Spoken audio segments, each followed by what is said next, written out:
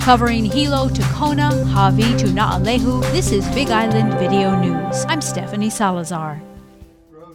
Hours of public testimony were heard at the Hawaii County Council Committee on Public Safety and Mass Transit on Tuesday, many speaking their minds on a proposed ordinance to ban GMOs, genetically modified organisms, from the island. Introduced by Kohala Councilwoman Margaret Willey, the bill would prohibit growing, selling, or distributing GMO crops or plants in Hawaii County. There are some exceptions. Food or animal feed that contains transgenic ingredients, such as corn, soy, or cottonseed, would still be allowed. Properly licensed research institutions would also be allowed to use GMOs. Also, anyone already using transgenic organisms in their agricultural business would be grandfathered in, which means Hawaii's GMO papaya industry would be safe.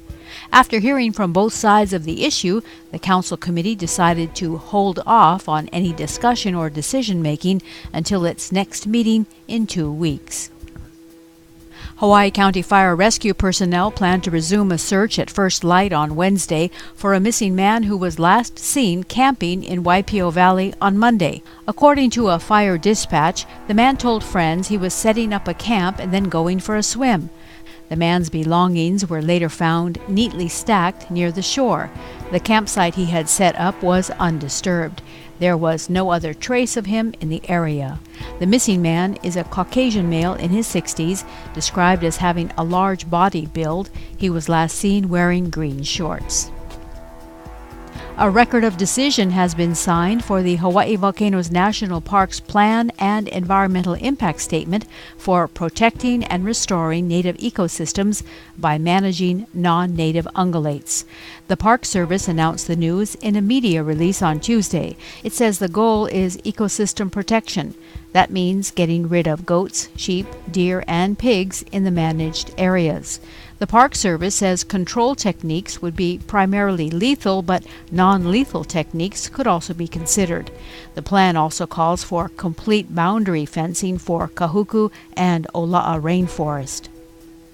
Native birds and bats throughout the state will now have a vehicle just for them at the Hawaii Wildlife Center.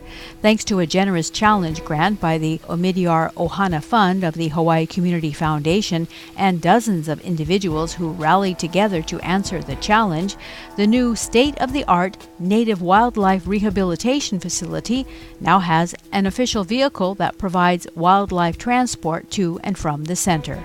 The vehicle has only been at the facility for 2 weeks, but has already been used to rescue a downed Newell shearwater and to pick up supplies for the 2 Maui Nene and 1 Oahu Auku'u currently in care.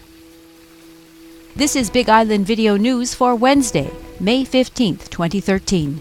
I'm Stephanie Salazar.